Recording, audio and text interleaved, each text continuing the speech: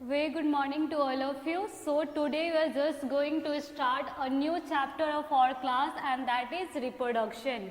Okay? So इसके पहले हम लोगों ने क्लास 8 का सेल चैप्टर ख़त्म किया था और आज हम लोग स्टार्ट करने वाले हैं अपने सिलेबस का 8 चैप्टर। वो हमारा क्या है?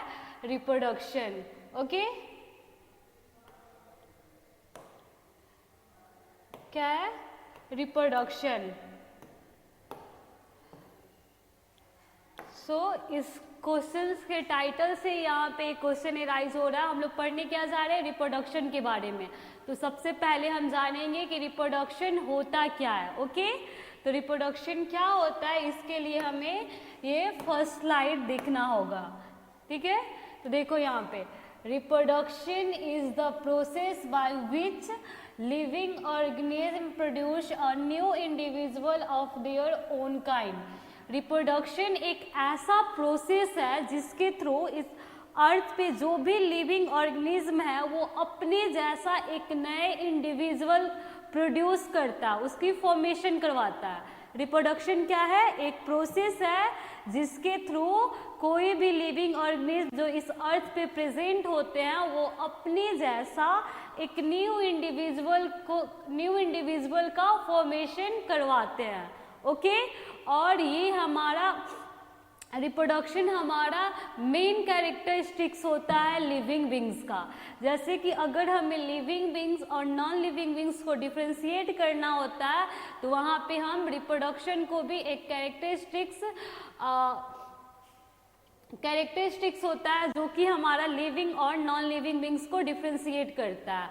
लिविंग बींग्स हमारा रिप्रोडक्शन शो करता है जबकि नॉन लिविंग बींग्स हमारा रिप्रोडक्शन शो नहीं करता है। ओके? लेकिन ज़रूरी नहीं है कि इस अर्थ पे ये जो लिविंग ऑर्गेनिज्म है उसे सर्वाइव करने के लिए बहुत सारे लाइफ प्रोसेसेस करना होता है। लाइक डाइजेशन हो गया, रेस्पिरेशन हो गया, सर्कुलेशन हो गया, एक्सक्रीशन हो गया। ये सारे प्रोसेसेस अगर लिविंग ऑर्गेनिज्म ना करे तो वो इस अर्थ पे सर्वाइव नहीं कर पाएगा। लेकिन अगर कोई लिविंग ऑर्गेनिज्म रिप्रोडक्शन नहीं भी कर रहा है तो भी इस अर्थ पे सर्वाइव हो सकता है। ओके?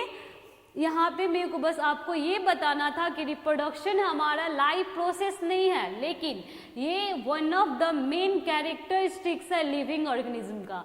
लाइफ प्रोसेस क्या होता है? वैसे प्रोसेसेस जो कि लिविंग ऑर्गेनिज्म ना करे, like digestion, circulation, excretion, respiration, तो वो इस अर्थ पे सर्वाइव नहीं कर पाएंगे। लेकिन अगर वो रिप्रोडक्शन नहीं भी कर रहे हैं तब भी वो इस अर्थ पे सर्वाइव कर लेते हैं। रिप्रोडक्शन हमारा लाइफ प्रोसेस नहीं है। ओके? तो रिप्रोडक्शन लाइफ प्रोसेस है भी नहीं, इसके अगर ये कोई ना करे तब भी वो सर्वाइव कर सकता है इस अर्थ पे। Then also why it is so important for us. यहाँ से क्वेश्चन एराइज हो रहा है कि लाइफ प्रोसेस ना होने के बाद भी ये हमारे लिए, ये जो रिप्रोडक्शन होता है वो हमारे लिए इतना ज़्यादा इम्पॉर्टेंट क्यों है? क्यों है? क्या प्रॉफिट है इसका? क्या एडवांटेज है इसका? तो अगर रिप्रोडक्शन ना हो तो इस अर्थ पे जो किसी भी स्पीसीज का जो कंटिन्यूटी होता है ना उसे हम मेंटेन नहीं कर पाएंगे। फॉर एग्जाम्पल, अगर ह्यूमन बींग अभी रिप्रोड्यूस करना बंद कर दे तो आने वाले 100 साल के बाद इस अर्थ पे ह्यूमन बींग्स का स्पीसीज आपको बिल्कुल भी देखने को नहीं मिलेगा। क्योंकि हम सबको पता है कि ह्यूमन बींग्स या कोई भी लिविंग ऑर्गेनिज्म क्या होते हैं? मॉर्टल्स होते हैं। वो कभी ना कभी डाई करते ही करते हैं। ओके? तो अगर रिप्रोडक्शन ना होगा, डेट 1 को अगर हम रिप्लेस ना करेंगे बाय बेबीज बर्थ, तो फिर हमारा जो पॉपुलेशन, जो हमारा स्पीसीज है वो इस अर्थ से क्या हो जाएगा? खत्म हो जाएगा, एक्सटिंक्ट हो जाएगा। ओके? तो स्पीसीज की कंटिन्यूटी को और कोई एक स्पीसीज की नंबर ऑफ इंडिविजुअल्स को इंक्रीज करने के लिए रिप्रोडक्शन कंपल्सरी है। फॉर एग्जाम्पल जैसे आप देख सकते हो टाइगर की पॉपुलेशन, टाइगर की स्पीसीज अभी इंडेंजर्ड में चल रही है। बहुत ही कम अमाउंट में हमें, बहुत ही कम नंबर में हमें टाइगर्स मिल रहा है। अगर टाइगर रिप्रोड्यूस करना बंद कर दे तो आने वाले टाइम में टाइगर इस अर्थ से एक्सटिंक्ट हो जाएंगे। ओके, कोई भी स्पीसीज, कैट का भी स्पीसीज अगर रिप्रोड्यूस करना बंद कर दे तो आने वाले टाइम में कैट भी इस अर्थ से क्या हो जाएंगे, एक्सटिंक्ट हो जाएंगे। तो मतलब क्या हुआ यहाँ से कि किसी भी स्पीसीज की कंटिन्यूटी को अगर हमें इस अर्थ पे मेंटेन रखना है या फिर कोई स्पेसिफिक स्पीसीज के नंबर ऑफ इंडिविजुअल को हमें इंक्रीज करना है तो रिप्रोडक्शन बहुत ही ज़्यादा कंपल्सरी है। ओके, तो यही चीज़ मेंशन किया गया यहाँ पे कि रिप्रोडक्शन का एडवांटेज क्या है, तो it maintains the continuity of a species in a simple we can say that it provides group immortality by replacing the dead individual with the new ones for the survival of species on this earth। Advantage क्या है, species की continuity को maintain करेगा। जो मर रहे हैं उनको, उनके प्लेस को, जो जन्म ले रहा है वो उनके प्लेस को क्या कर रहा है, रिप्लेस कर रहा है, उनके प्लेस को वो ले रहे हैं। ओके, तो इससे क्या हो रहा है कि जो स्पीसीज की कंटिन्यूटी है वो इस अर्थ पे मेंटेन रह रहा है। अगर रिप्रोडक्शन ना हो तो स्पीसीज की कंटिन्यूटी ही यहाँ पे मेंटेन नहीं रह पाएगा। Got it?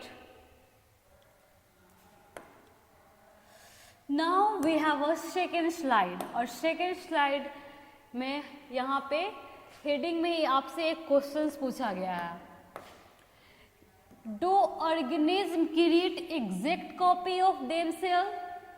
क्या जो लिविंग ऑर्गेनिज्म अपने जैसा नया इंडिविजुअल को बनाता है तो क्या वो दोनों एग्जैक्टली एक जैसे दिखते हैं? हाँ, जैसे कि आप एग्जैक्टली आप अपने पेरेंट्स जैसे दिखते हो। एग्जैक्टली मतलब क्या, डिटो कॉपी। अगर आपको और आपके पेरेंट्स को खड़ा कर दिया जाए, फॉर एग्जाम्पल अगर कोई लड़की है और उसको उसकी मम्मी के साथ खड़ा कर दिया जाए तो वो लोगों को कोई डिफ्रेंशिएट नहीं कर पाएगा कि कौन उनकी बेटी है और कौन उनकी माँ है, अगर डिटो कॉपी होगा तो। ओके, तो क्वेश्चन हमसे यही पूछ रहा है कि क्या वो एग्जैक्टली डिटो होते हैं एक दूसरे के या फिर सिमिलर होते हैं। तो कोई भी ऑर्गेनिज्म का जो कॉपी होता है, जो उनका ऑफस्प्रिंग होते हैं, वो एग्जैक्टली उनका कॉपी नहीं होता है, वहाँ पे कुछ वेरिएशन होता है। तो इस वजह से हम बोल सकते हैं कि नॉट एग्जैक्टली बट सिमिलर।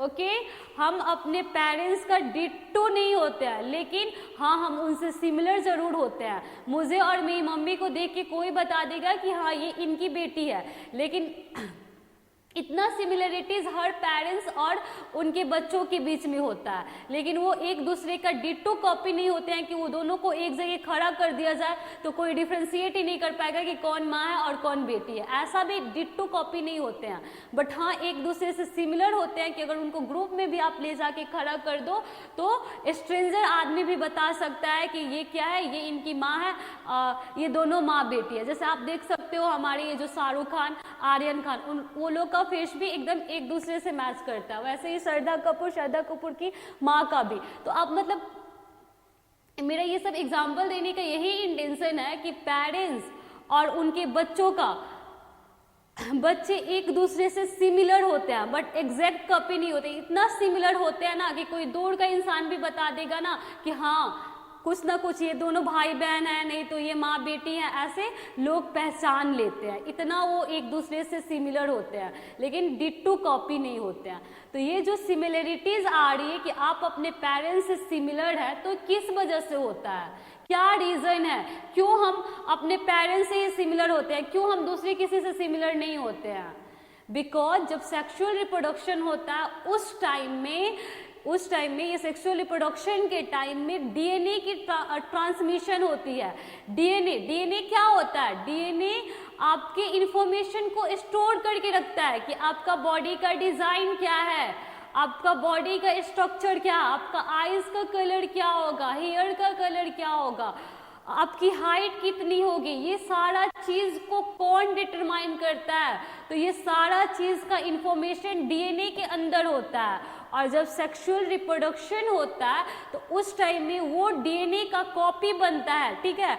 जो पेरेंट्स के डीएनए होते हैं, पेरेंट्स के डीएनए का कॉपी बनता है और वही कॉपी डीएनए उनके बच्चों में ट्रांसफर होता है। तो इसका मतलब क्या, जो इंफॉर्मेशन उनके पास है वही इंफॉर्मेशन उनके बच्चों के पास आता है। तो इस वजह से उनके बॉडी के डिजाइन में और बच्चों के बॉडी के डिजाइन में कुछ सिमिलरिटीज आती है, तब हम बोलते हैं हाँ एक दूसरे से सिमिलर है।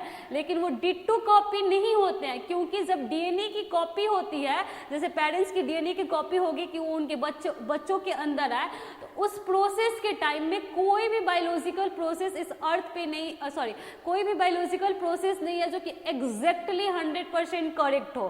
तो वहां पे जब डीएनए की कॉपी होती है तो टोटल ब्लूप्रिंट हमें नहीं मिल पाता है, कहीं ना कहीं वहां पे कुछ ना कुछ एरर हो जाता है। उसी एरर की वजह से हम डिट्टो अपने पेरेंट्स के जैसे नहीं दिखते हैं, बट हाँ सिमिलर दिखते हैं। Got it? अब समझ आया कि क्यों हम डिट्टो नहीं दिखते हैं लेकिन सिमिलर दिखते हैं? Only because of the transmission of a DNA from a parents to their child. Okay, DNA information store करके रखता है, बॉडी की डिजाइन्स क्या होगी, और सेक्सुअल रिप्रोडक्शन में वही डीएनए की कॉपी होती है, पेरेंट्स की डीएनए की कॉपी होती है और वो उनके बच्चों के अंदर आता है। इस वजह से पेरेंट्स और बच्चे एक दूसरे से सिमिलर दिखते हैं। Got it? तो ये चीज यहाँ पे मेंशन किया गया कि व्हाई डू ऑर्गेनिज्म, फिर यही क्वेश्चन पूछा जा रहा है जो मैंने अभी इसका आंसर दिया, why do organism belonging to same species look similar to each other? Because information of the structure, body design and function of the organism are present in a DNA, और उसी डीएनए के transportation की वजह से parents से उनके बच्चों में वो एक दूसरे से सिमिलर दिखते हैं, लेकिन डिट्टो कॉपी नहीं दिखते हैं, क्योंकि no biochemical reaction is absolutely reliable and process of copying of DNA will have some variation each time. As a result, DNA copy will be similar but not be identical to the original. कोई भी biochemical reaction 100% आपका correct नहीं होता है, तो DNA copy के time में क्या होता है, कहीं ना कहीं एरर आ जाता है। उस एरर की वजह से जो डीएनए का कॉपी होता है वो तो एक दूसरे से सिमिलर होते हैं, लेकिन टोटली एक दूसरे के आइडेंटिकल नहीं होते हैं। ओके,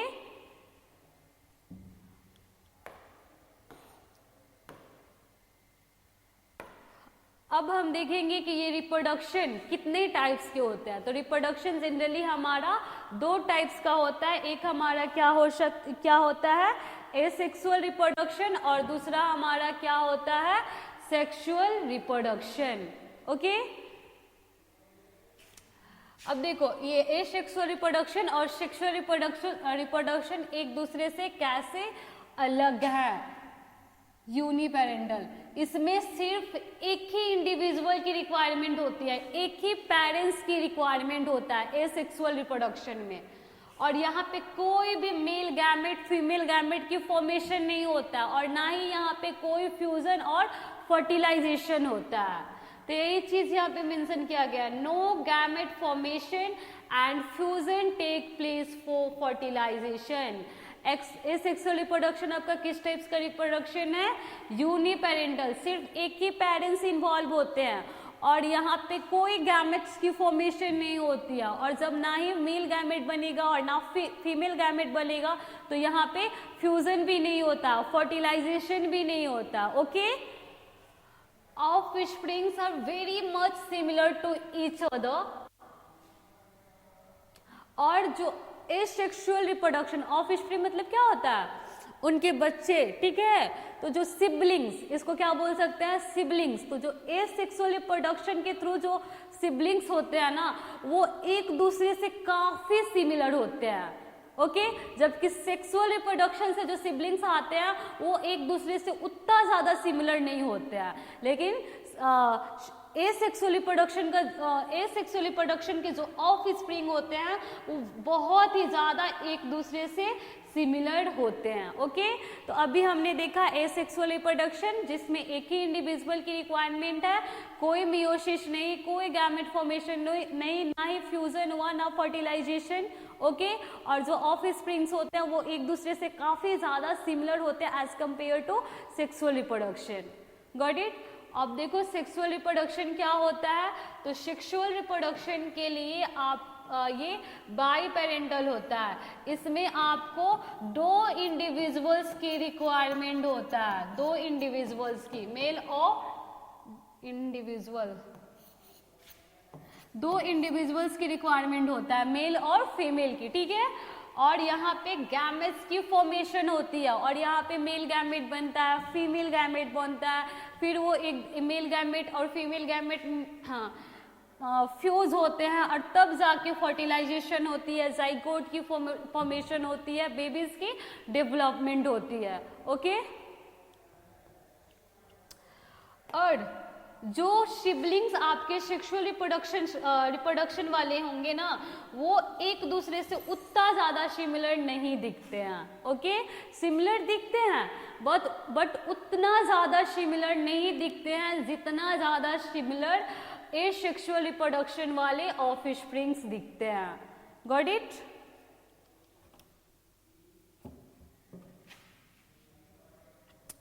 तो यहाँ से हम इसका डिफरेंस देख सकते हैं एसेक्सुअल का और सेक्सुअल का।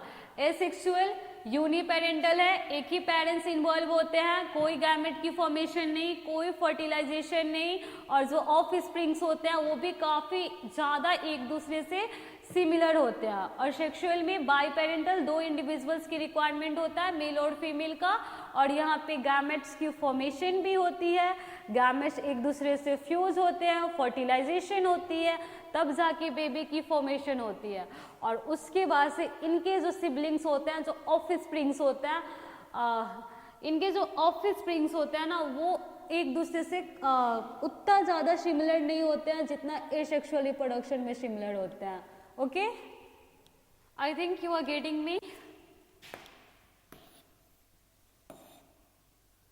अब हम पढ़ेंगे एसेक्सुअल रिप्रोडक्शन, फिर हम पढ़ेंगे सेक्सुअल रिप्रोडक्शन को डिटेल्स में। ओके, तो एसेक्सुअल रिप्रोडक्शन को फिर से यहाँ पे डिफाइन किया गया है, it may be defined as the production of offspring by a single parents without meiosis, formation of gametes, fertilization and transfer of genetic materials between individual।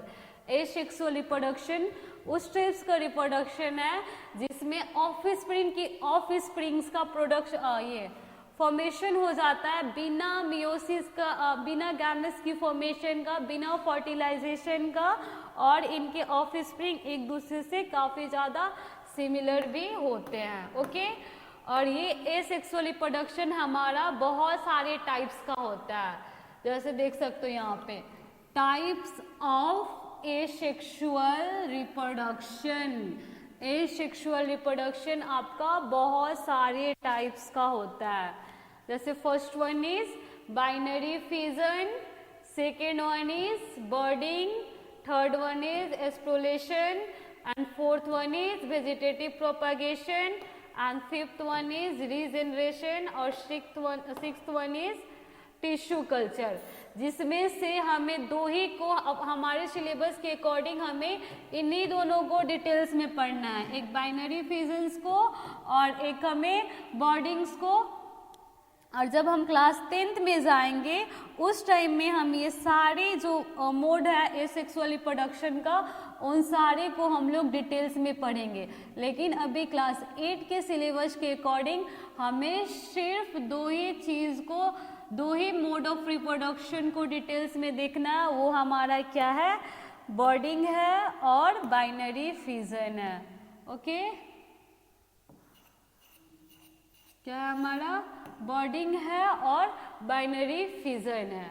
Okay, लेकिन मैं थोड़ा थोड़ा सा बता दे रही हूँ, जैसे कि ये, इसमें क्या होता है, स्पोर की फॉर्मेशन होती है जो कि माइक्रोस्कोपिक होता है और एसेक्सुअल रिप्रोडक्टिव बॉडीज होता है। हर एक स्पोर जर्मिनेट करके एक नए इंडिविजुअल की फॉर्मेशन करवाता है। और वेजिटेटिव प्रोपगेशन क्या होता है, ये प्लांट का मोड ऑफ एसेक्सुअल रिप्रोडक्शन है जिसमें सीड के अलावा प्लांट के अदर पार्ट्स लाइक उसका बर्ड्स, उसका स्टीम, उसका रूट्स को यूज करके हम नए प्लांट्स को ग्रो करवाते हैं, जो कि दो टाइप्स का होता है, एक हमारा नेचुरल होता है और दूसरा हमारा आर्टिफिशियल होता है। ये क्लास 10th में जब हम जाएंगे तो डिटेल्स में देखेंगे। फोर्थ हमारा क्या है, रीजनरेशन। रीजनरेशन में क्या होता है कि बाय द किसी भी इंजरी और किसी भी एक्सीडेंट की वजह से हाइड्रा, प्लेनेरिया, लिजार्ड का अगर कोई भी पार्ट लॉस्ट हो जाता है, अलग हो जाता है, तो वो पार्ट फिर से एक नया इंडिविजुअल में डेवलप हो जाता है, इसे हम लोग रीजनरेशन बोलते हैं। फिर हमारा लास्ट वन क्या है, टिश्यू कल्चर। टिश्यू कल्चर में क्या होता है, हम किसी भी प्लांट के टिश्यूज को, ग्रुप ऑफ सेल्स को निकालते हैं और एक केमिकल के थ्रू एक प्लेट में केमिकल रखते हैं, फिर वहाँ पे जाके उस सेल को रख देते हैं। उस केमिकल की वजह से वो सेल वहाँ पे बहुत कंटिन्यूअसली डिवाइड होता है और फिर से एक नया इंडिविजुअल की फॉर्मेशन करवा देता है। ओके, तो ये हमारे सिलेबस में नहीं है, इस वजह से हमने इसके बारे में बस थोड़ा थोड़ा ही जाना, लेकिन ये जो फर्स्ट और सेकंड बाइनरी, फिजन और बर्डिंग, ये हमारे सिलेबस में है, तो इसे हम लोग डिटेल्स में पढ़ने वाले हैं। अभी बाइनरी फिजन, पहले फिजन क्या होता है, तो फिजन एक ऐसा मोड ऑफ एसेक्सुअल रिप्रोडक्शन है ना, जिसमें कोई भी यूनिसेलुलर ऑर्गेनिज्म स्प्लिट होके नए नए, स्प्लिट मतलब टुकड़ा टुकड़ा होके नए नए इंडिविजुअल्स की फॉर्मेशन करवाते हैं। ये आपका दो टाइप्स का होता है, एक हमारा बाइनरी फिजन होता है और दूसरा हमारा क्या होता है, मल्टीपल। बाइनरी का मतलब ही होता है, क्या होता है, बाइनरी का मतलब ही होता है 2, ठीक है। तो जब कोई यूनिसेलुलर ऑर्गेनिज्म दो इंडिविजुअल में स्प्लिट हो जाता है, तो उस टाइप्स के फिजन को हम लोग क्या बोलते हैं, बाइनरी फिजन बोलते हैं। ओके, जब कोई यूनिसेलुलर ऑर्गेनिज्म आपका दो नए इंडिविजुअल में स्प्लिट्स हो जाता है, तो उस टाइप्स के ऑर्गेनिज्म को हम लोग, उस टाइप्स के रिप्रोडक्शन को हम लोग क्या बोलते हैं, बाइनरी फिजन बोलते हैं। ओके, जैसे इसका रिजल्ट क्या होता है, result is 2 smaller equal size of spring. दो छोटे छोटे एक ही साइज के ऑफ स्प्रिंग यानी बच्चे, मतलब क्या बोलते हैं, ऑफ स्प्रिंग डॉटर सेल्स देखने को मिलता है। Method of reproduction for single celled organism, example bacteria, amoeba, algae. और ये बाइनरी फिजन कौन कौन से ऑर्गेनिज्म शो करता है, तो जितने भी यूनिसेलुलर बैक्टीरिया है वो शो करते हैं, उनके अलावा एमीबा शो करता है, एल्गी शो करता है। जैसे आप यहाँ पे देख सकते हो, ये एक सेल यहाँ पे ग्रो किया, न्यूक्लियस को डिवाइड किया, न्यूक्लियस को डिवाइड करके खुद को दो हिस्सों में बांट लिया और हर एक नए इंडिविजुअल का फॉर्म ले लिया। Got it? बाइनरी फिजन क्या है, इसमें यूनिसेलुलर ऑर्गेनिज्म दो स्प्लिट होके दो नए इंडिविजुअल की फॉर्मेशन करवाते हैं। ओके, दोनों इंडिविजुअल बहुत ही छोटा छोटा और एक ही साइज के होते हैं। ये कौन कौन से ऑर्गेनिज्म शो करता है, तो जितने भी यूनिसेलुलर बैक्टीरिया हुआ, एमीबा हुआ, एल्गी हुआ, ये सब हमारा बाइनरी फिजन शो करता है। Got it?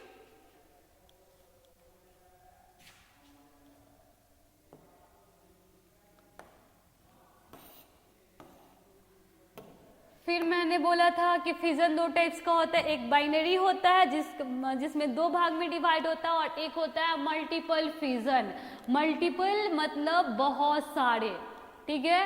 तो जब एक यूनिसेलुलर ऑर्गेनिज्म बहुत सारे न्यू इंडिविजुअल की फॉर्मेशन करवाते हैं तो उसे हम लोग क्या बोलते हैं, उस टाइप्स के फ्यूजन को हम लोग क्या बोलते हैं, मल्टीपल फ्यूजन। और इसको हम लोग कहाँ देख सकते हैं, तो इसका एग्जाम्पल है आपका प्लाज्मोडियम। क्या है, Plasmodium is an example of a multiple fusion. Multiple fusion का एग्जाम्पल क्या है, प्लाज्मोडियम। प्लाज्मोडियम एक ऐसा प्रोटोजोआ है जिसकी वजह से हमें एक बहुत ही ज़्यादा कॉमन डिजीज होता है जिसे हम क्या बोलते हैं, जिसे हम मलेरिया बोलते हैं। ओके, और ये बहुत ही ज़्यादा कॉमन डिजीज है। अगर आप हर चौथे इंसान को देखोगे तो वो कभी ना कभी मलेरिया, उसको ज़रूर मलेरिया से वो सफ़र किया हुआ होता है। ओके, इसमें क्या होता है, जनरली लोग बोलते हैं कि मलेरिया मच्छर के काटने से फैलता है। तो देखो एक्चुअली होता क्या है, मच्छर गया, ठीक है, मस्कीटो गया, और जिसको जो इन्फेक्टेड पर्सन है जिसको मलेरिया हुआ है उसको बाइट करेगा तो उसके ब्लड को सक करेगा और उसके ब्लड में ये जो malaria causing protozoa Plasmodium present होता है तो वो प्लाज्मोडियम मस्कीटो के अंदर आएगा। फिर मस्कीटो आएगा और कोई नॉन इन्फेक्टेड पर्सन को बाइट करेगा और बाइट करने के टाइम में वो प्लाज्मोडियम वो क्या करेगा, नॉन इन्फेक्टेड पर्सन में रिलीज कर देगा। जैसे ही वो प्लाज्मोडियम नॉन इन्फेक्टेड पर्सन के ब्लड में आएगा वो कहाँ चला जाएगा, तो वो लीवर के अंदर चला जाता है। लीवर के अंदर क्यों जाता है, क्योंकि लीवर के अंदर इसे बहुत ही अच्छा खाने पीने वाला चीज़ मिलता है, ठीक है। लेकिन कहीं ना कहीं प्लाज्मोडियम के अंदर ये डर होता है ना कि ये जो हमारा इम्यूनिटी सिस्टम है, जो हमारा WBC है, कि उसका काम क्या होता है कि कोई भी फॉरेन पार्टिकल्स जो कि हमें बीमार करवाता है अगर वो हमारे बॉडी में एंटर करे तो उससे वो फाइट करके उसको किल कर दे ताकि उसका सिम्टम हमारे बॉडी के अंदर ना दिखे। तो जब प्लाज्मोडियम लीवर के अंदर जाता है तो भाई उसे डर हो जाता है कि कहीं ब्लड के थ्रू WBC आके हमें किल ना कर दे। तो खुद को प्रोटेक्ट करने के लिए प्लाज्मोडियम क्या करता है, अपने चारों तरफ एक टॉप वॉल से खुद को कवर कर लेता है ताकि WBC उसको किल ना कर सके। और उस कवरिंग को हम लोग क्या बोलते हैं, तो उस कवरिंग को हम लोग सिस्ट बोलते हैं। क्या बोलते हैं, cyst. It is nothing but a top wall covering. ये क्या है, टॉप वॉल कवरिंग। क्या है, टॉप वॉल कवरिंग। ओके, तो खुद को WBC से प्रोटेक्ट करने के लिए प्लाज्मोडियम क्या करता है, एक टॉप वॉल से खुद को कवर कर लेता है जिसे हम क्या बोलते हैं, सिस्ट बोलते हैं। ओके, और फिर इसका जो प्लाज्मोडियम का न्यूक्लियस होता है वो डिवाइड हो के बहुत सारा न्यूक्लियस बना देता है। जैसे आप यहाँ पे देख सकते हो, बहुत सारा न्यूक्लियस बना देता है। और फिर बहुत सारे न्यूक्लियस के बाद क्या होता है, साइटोप्लाज्म भी डिवाइड होके एक एक न्यूक्लियस को सराउंड कर देते हैं और बहुत सारा प्लाज्मोडियम की फॉर्मेशन करवा देते हैं। अब इसका लोड ये जो सिस्ट है वो सह नहीं पाता है और वो ब्रस्ट हो जाता है। ब्रस्ट होने के बाद सारा प्लाज्मोडियम रिलीज हो जाते हैं और हर प्लाज्मोडियम एक नया प्लाज्मोडियम बन गया। तो ऐसे प्लाज्मोडियम अपना रिप्रोडक्शन करता है। ओके, तो हमने आई थिंक आपको समझ में आ गया होगा कि मल्टीपल फ्यूजन क्या होता है। ओके, नेक्स्ट हमारा क्या है, नेक्स्ट है हमारा bonding.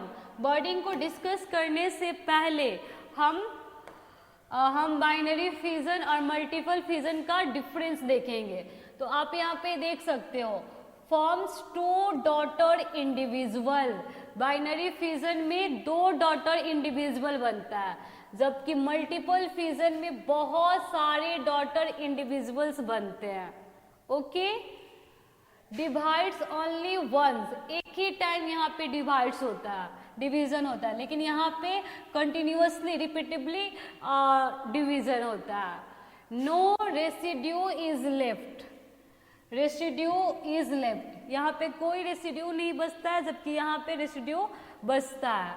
Take place in favourable condition. Binary fission आपका फेवरेबल कंडीशन में होता है, जबकि मल्टीपल फिजन आपका फेवरेबल और अनफेवरेबल कंडीशन दोनों में होता है। बाइनरी फिजन हमेशा हमारा फेवरेबल कंडीशन में होता है, लेकिन मल्टीपल फिजन हमारा फेवरेबल कंडीशंस में भी होता है और अनफेवरेबल कंडीशंस में भी होता है।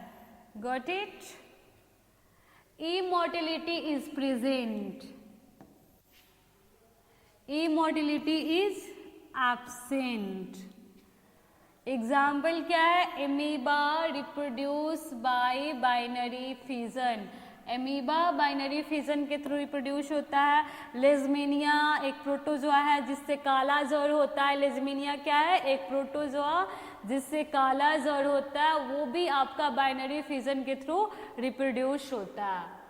इसका एग्जाम्पल क्या है? Plasmodium reproduce through multiple fission.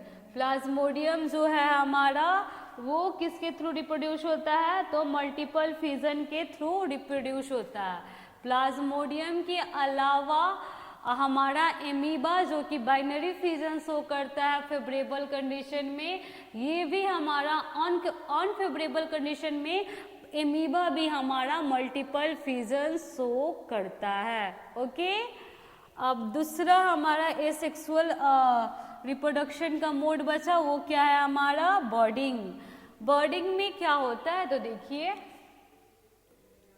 Boarding in this method of asexual reproduction a small bulb like projection called bud is formed on the body of an animal such as hydra and yeast। इसमें क्या होता है? For example मान लो ये hydra है, ठीक है, तो क्या होगा कि इसके बॉडी से एक स्मॉल आउटग्रोथ आएगा जिसे हम क्या बोलते हैं? बॉड बोलते हैं। ये बॉड मैच्योर होके एक नया हाइड्रा बना देगा और जैसे मैच्योर होगा ये इससे डिटेच होके इससे हट जाएगा और एक नए इंडिविजुअल की फॉर्मेशन करवा देगा। इसे ही हम लोग क्या बोलते हैं?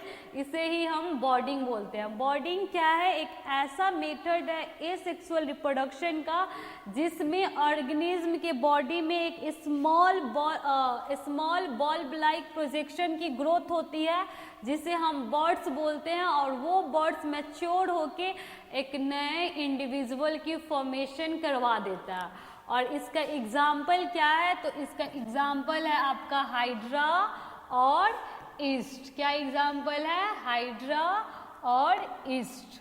आप फिगर के थ्रू भी देख सकते हो। मान लो ये आपका क्या है? ये ईस्ट है, मानना नहीं है, ईस्ट है। ओके, ये ईस्ट क्या होगा? ऐसे डिवाइड होना स्टार्ट करेगा, देख रहे हो, ग्रो हो रहा है, मैच्योर हो गया, ग्रो हो रहा है ताकि दो ईस्ट की फॉर्मेशन करवा देगा। फिर यहाँ पे क्या हो रहा है? यहाँ पे न्यूक्लियस की डिवीजन हो रही है, ठीक है। फिर ये दोनों अलग अलग ईस्ट सेल में क्या होंगे?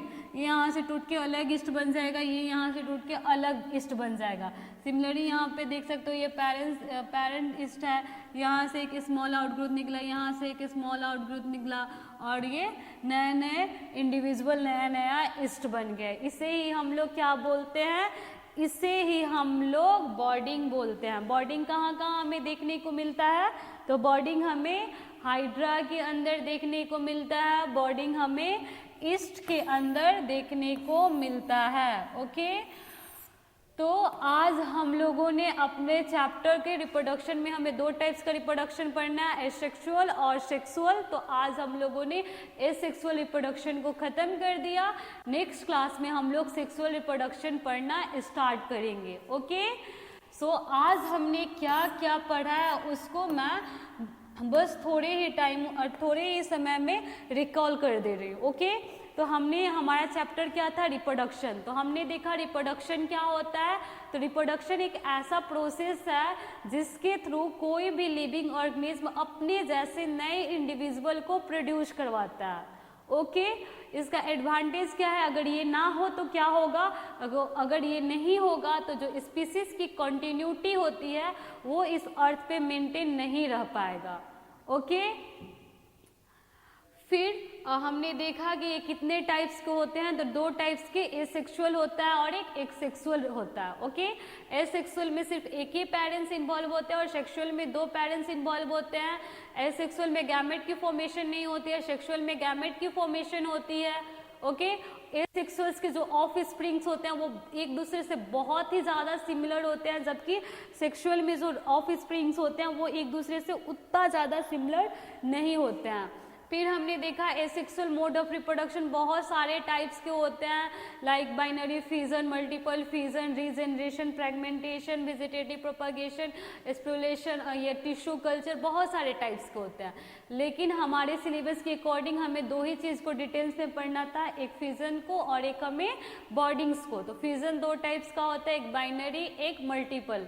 बाइनरी में एक यूनिसेलुलर ऑर्गेनिज्म 2 ऑर्गेनिज्म को प्रोड्यूस कर रहे थे और मल्टीपल में एक यूनिसेलुलर ऑर्गेनिज्म बहुत सारे न्यू इंडिविजुअल को प्रोड्यूस कर रहे थे। बाइनरी के एग्जाम्पल आपका एमीबा था, लेज़मीनिया था जो कि काला जर करवाता है, एक प्रोटोजोआ है। और मल्टीपल फिजन का एग्जाम्पल हमारा क्या था, प्लाज्मोडियम था। ओके, बॉर्डिंग हमने देखा कि बॉडी, पेरेंट्स के बॉडी से एक आउटग्रोथ हो रहा है जिसे हम बॉड बोल रहे हैं, वही डिटेच होके एक नए इंडिविजुअल की फॉर्मेशन करवा दे रहा है। और उसका एग्जाम्पल हमने क्या देखा था, ईस्ट देखा था और हाइड्रा देखा था। सो आज के लिए इतना ही। Thank you, have a nice day.